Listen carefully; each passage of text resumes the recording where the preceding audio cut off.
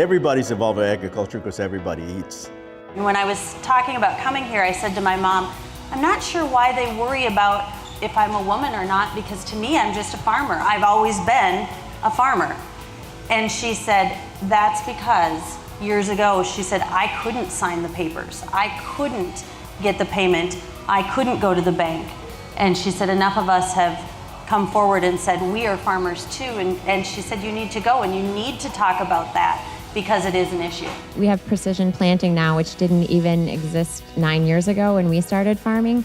We have global positioning satellite technology, so when I get to a field and get everything opened up, I make my turn, I push a couple of buttons to make sure that the planter has gone down and that the steering part is taking over, and then I keep my hands off the steering wheel and follow the line exactly as I have up and down the field all day long. We have a soil test, we have all the soil maps, we know exactly the depth that the seed will be planted in the different spots. If it's loose, not thin soil, it'll be planted deeper. If it's better soil, they'll be planted more shallowly and closer together.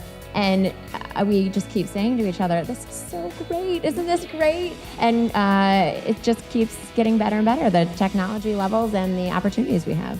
The farmers are producing more food than we ever have with less inputs and with less people farming. And we're able to do that because of science and technology. When people talk about sustainability, I always say, you know, this is 137 years that we've been farming on this land. That's the definition of sustainable. It keeps going. And so when I plant trees in my yard or we do different projects on the farm, we always think about, like, we want it to be an option for our kids. And we know that no matter what happens, even if the farm is never there, we're always going to have that land. We're always going to live on that land because we love it. I have to be sustainable enough to accommodate 4 to 5 generations beyond me.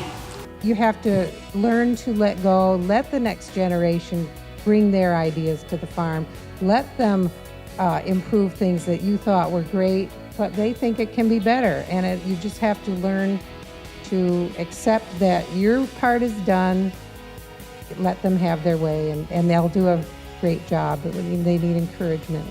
We're land-based people.